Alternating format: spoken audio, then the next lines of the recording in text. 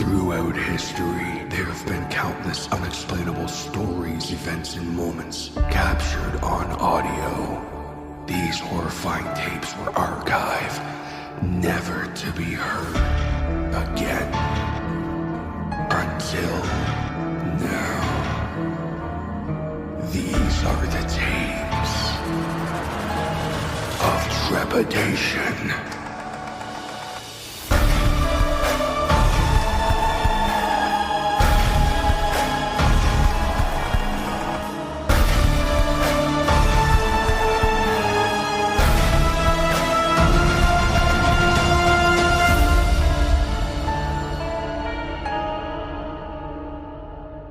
Tape number 48. Side A. Teddy.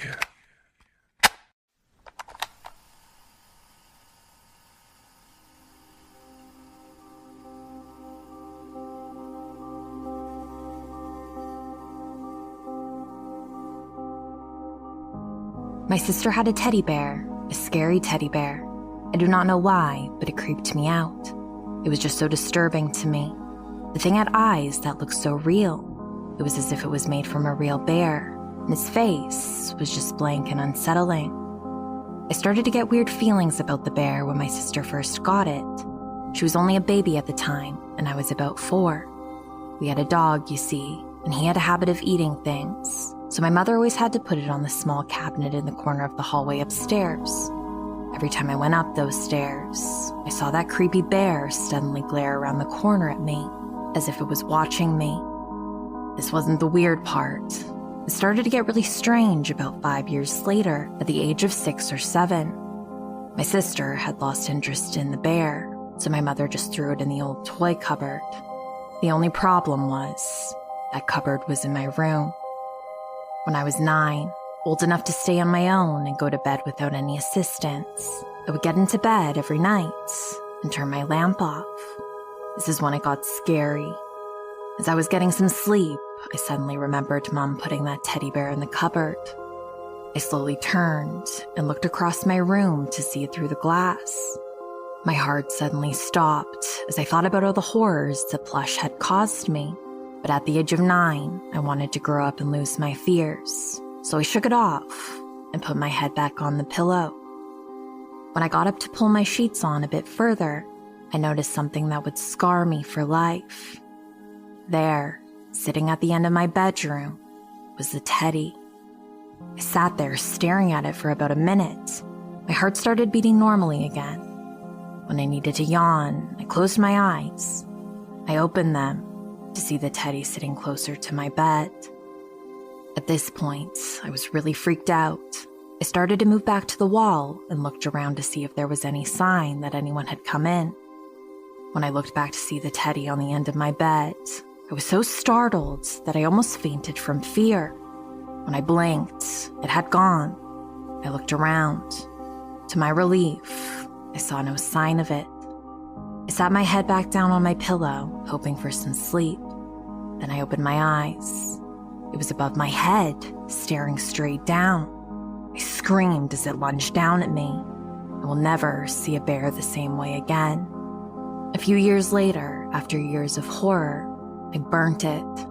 I sat in enjoyment as the bear turned to smoking ashes in my fireplace.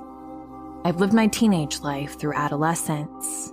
The only thing I could remember that was in any way similar to my bad experience was when I watched Trainspotting.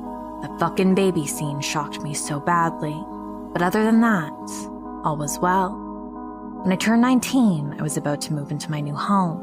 I'd been given the keys to the house and was ready to set up my furniture. After hours of carrying, I carried the final box from the removal truck into the front door and shut the door behind me. I turned to go in the kitchen and put it on the table. I opened it to see a cabinet. I took it out, walked into my new living room, placed it on the corner, stared at it, and thought to myself, I don't remember packing this cabinet. I didn't really care that much, as I had just moved into my new home. I walked back into the kitchen to grab my television and brought it into the living room when I saw it. The teddy just sat there, staring at me.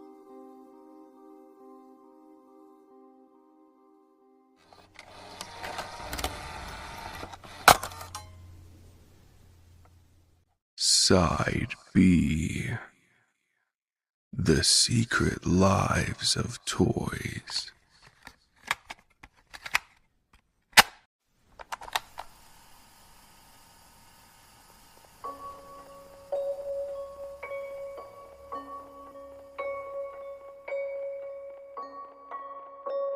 Do you remember when you were a little kid?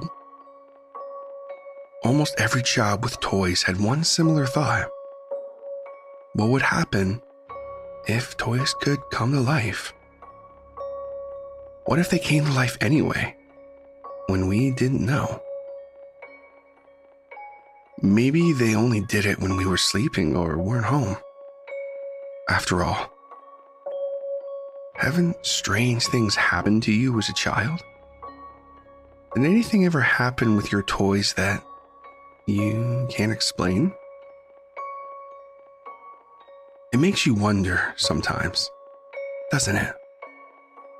Sometimes you may explain some of these things away as a dream, but in the back of your mind, you might realize that some of these things really happened. Then those childish ideas and fantasies don't seem so silly anymore. I remember I used to collect My Little Pony dolls. Don't judge me. Back in the 1990s, they were one of my favorite toys. And admittedly, when I was small, I took the scissors to one's hair, butchering her once beautiful pink mane. Later on, feeling ashamed, I stashed her away in a cardboard box with a few other toys just so I didn't have to look at what I had done to her. Years later, I opened that box, and her hair was suddenly as it was when she was freshly out of the package. It may sound impossible, but it was as if her hair had grown back. And surely, I can't be the only one who has awakened to find my playthings somewhere I'm absolutely sure I didn't leave them.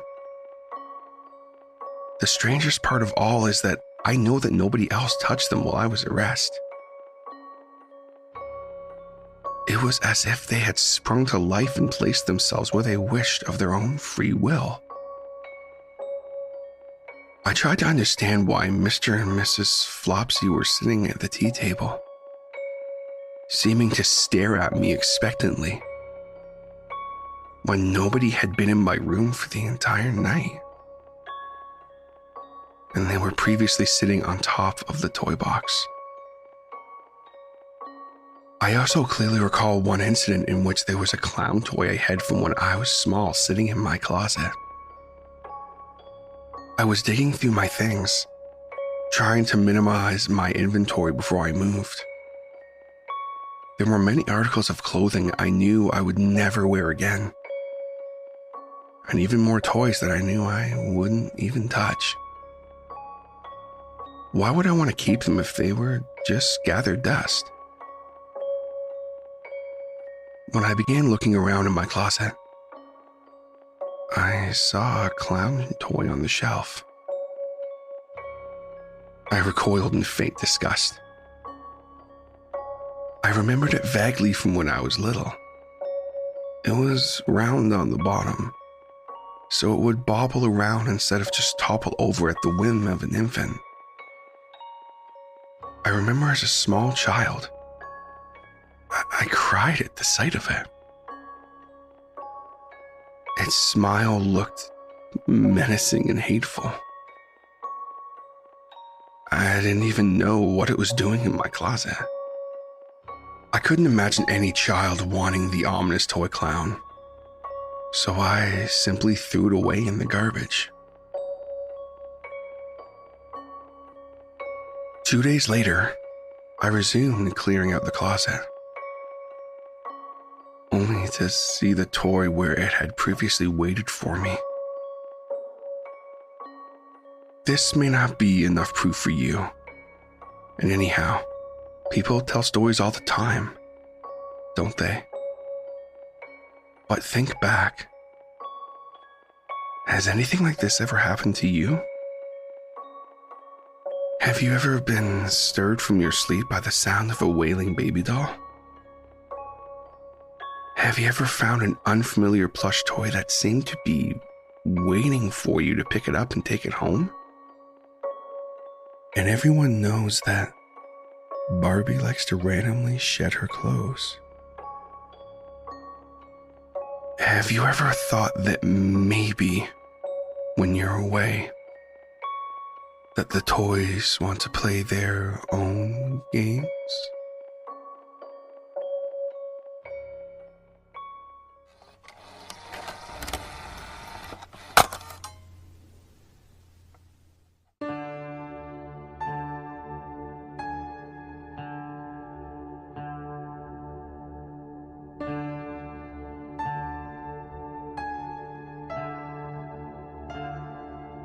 This has been tape number 48, Teddy and the Secret Lives of Toys, by the Tapes of Trepidation Horror Narration Podcast. Side A, Teddy, was written by Raidenist. It was originally posted on the Creepypasta Wiki. Guest narration for this story was provided by the very talented Noetic. Be sure to check out her channel through the link tree in the show notes. She has some fantastic content.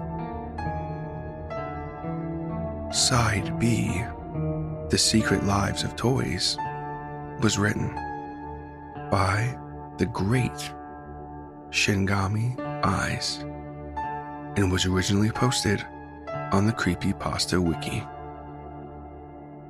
If you're into creepypastas, especially perusing the Creepypasta Wiki, be sure to check out their work. There's some really great stories there. Narration for Side B and the production and sound design for this episode was by TJ Hodder. Credit for music for this episode can be found in the show notes. The Tapes of Trepidation theme was written by the incredible J.M. Sharf. All logos, banners, overlays, and graphic design work was provided by the talented Jason Reese from Jaybird Digital Arts. If you have a story you would like to submit, or a question regarding the show, please contact us at tapesoftrepidationpodcast@gmail.com. Support the show by subscribing and leaving a rating on Spotify, Apple Podcasts, your favorite podcatcher, or like and subscribe on YouTube. And be sure to tell your friends. Word of mouth is extremely helpful to a new podcast like this one. Check us out on social media through the link tree in the show notes. We have Facebook, Instagram, Threads, and Discord. And on a side note, if you use Discord and you have not joined the Tapes of Trepidation Discord family, what are you waiting for? Come hang out with us. A lot of fun over there. There's always some kind of shenanigans going on. And I like to go live as often as I can. It's also the best way to keep up with everything going on with the show.